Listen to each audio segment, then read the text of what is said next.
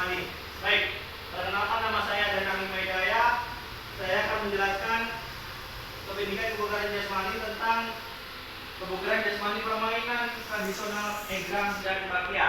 Ya, jadi ini mungkin sudah mulai dilupakan untuk siswa. Permainan tradisional ini sangat bermanfaat untuk kebugaran jasmani kita. Latar belakang dalam kegiatan permainan tradisional ini seperti egrang dan bakya bukan hanya sekedar permainan yang menghibur, tetapi juga memberikan banyak manfaat bagi kebugaran jasmani. Kegiatan ini dapat meningkatkan keseimbangan, koordinasi, kekuatan otot, serta kemampuan kerjasama dan komunikasi dalam tim. Melalui permainan ini, nilai-nilai budaya dan tradisi juga tetap terjaga dan diwariskan ke generasi berikutnya. Lanjut, tujuan program ini kebugaran jasmani yang menggunakan permainan tradisional egrang dan bakya memiliki tujuan yang komprehensif, tidak hanya meningkatkan kebugaran fisik, tetapi juga mengembangkan keterampilan sosial, melestarikan budaya, meningkatkan kesehatan mental, mengajarkan nilai pendidikan karakter, dan mendorong gaya hidup aktif. Program ini menjadi sarana dan yang efektif untuk menggabungkan manfaat fisik dengan pelestarian budaya dan pengembangan karakter. Ini contoh capaian tujuan, langkah-langkah dan hasil yang diharapkan. Yang pertama, capaian tujuan meningkatkan kebugaran jasmani, mengembangkan keterampilan sosial, meningkatkan kesehatan mental, melestarikan budaya lokal, mendorong gaya hidup. Dan langkah-langkahnya seperti ini. Ini yang hasil yang diharapkan. Baik, Bapak-bapak, Ibu-ibu, untuk selanjutnya yaitu mitra dalam belajar. Yang pertama yaitu guru PJOK. Mungkin seperti Pak Narapili, kimia nanti bisa diterapkan di kimia untuk pembelajaran sesuai dengan pendidikannya, dan Pak Yunani di pendidikan agama.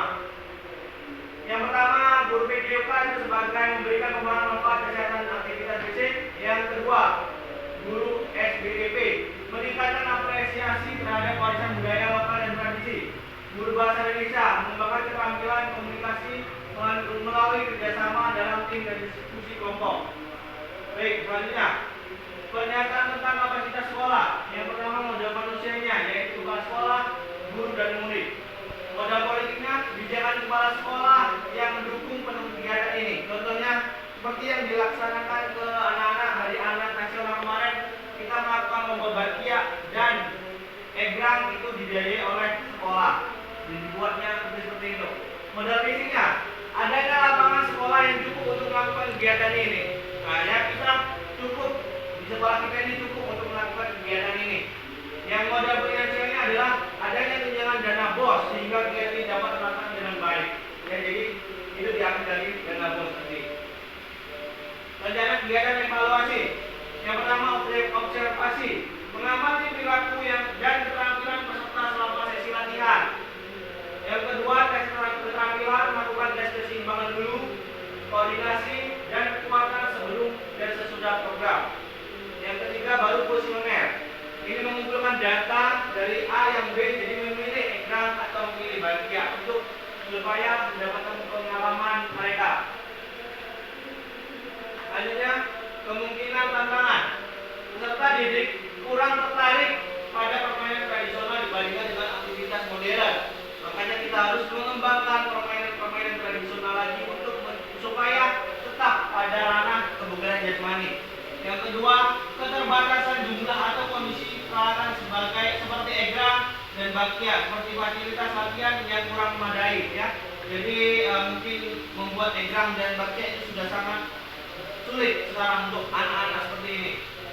Yang ketiga, ketakutan peserta didik dan resiko cedera dan kesiapan fisik untuk mengikuti program ini. Ya, jadi mungkin siswa untuk melaksanakan egrang dan bakya untuk takut cedera. Jadi kalau sudah jalan sekali sudah cedera, dia sudah takut. Makanya kita harus ngasih tekniknya dan keseimbangan dulu. Yang keempat, peserta didik kesulitan mengalokasikan waktu secara konsisten untuk mengikuti program. Yang selanjutnya, solusi kemungkinan tantangan, mengedukasi tentang manfaat kesehatan dan nilai budaya permainan tradisional. Yang kedua, memanfaatkan fasilitas dan yang ada secara kreatif. Yang ketiga, memberikan pelatihan dasar dan teknik keselamatan sebelum memulai aktivitas. Yang keempat, mengintegrasikan program ke dalam kegiatan sekolah atau komunitas agar lebih mudah diakses. Yang selanjutnya, terima kasih. Dari penjelasan saya, apakah dari Pak Yunadi dan Pak Narapirli dan rekan-rekan yang lain ada yang ingin ditanyakan? Silakan. Mengenai pemaparan tentang kebudayaan jasmani, khususnya egrang dan bakpia, permainan tradisional. Ada yang ingin disampaikan atau ingin ditambahkan? Silakan. Ada? Di foto. Makanya waktunya Pak Danang. Ya, Pak Danang. Mau nanya, apakah ada event khusus untuk permainan tradisional ini untuk event multinasional atau apakah ada gitu? Oh, baik, terima kasih. Jadi kegiatan permainan tradisional egrang dan bakpia itu sudah dilindungi oleh komite olahraga khusus tradisional, namanya KORMI, Pak. Kalau KORMI, Komite Olahraga Nasional Indonesia. Kalau KORMI itu khusus olahraga tradisional. Itu sudah dipertandingkan dari tingkat SMA, tingkat kabupaten, bahkan tingkat nasional, Pak. Ini sudah ditandingkan. Nah, kemarin ada perwakilan dari Okatir yang tadi di nasional itu akan memiliki namanya, kalau itu KORMI tadi, itu KORMI. Itu, ya. Apakah sudah jelas, Pak Nara? Ada lagi, Pak Yunadi? Ada pertanyaan? Saya ya, mengenai masalah tantangan. Iya. Masalah tantangan kita tadi dari. Jadi kan kita ini kurang tertarik pada permainan tradisional, Ya. dibandingkan dengan aktivitas permainan modern. Nah, bagaimana cara agar peserta didik itu senang dalam mengikuti kegiatan permainan tradisional ini? Baik, terima kasih. Jadi dikatakan Pak Yunadi, mungkin ini pemain tradisional sangat membosankan, ya. Jadi kalau zaman dulu main egrang saja. Ya. Tapi sekarang saya modifikasi, Pak Yunadi. Modifikasi bagaimana? Dengan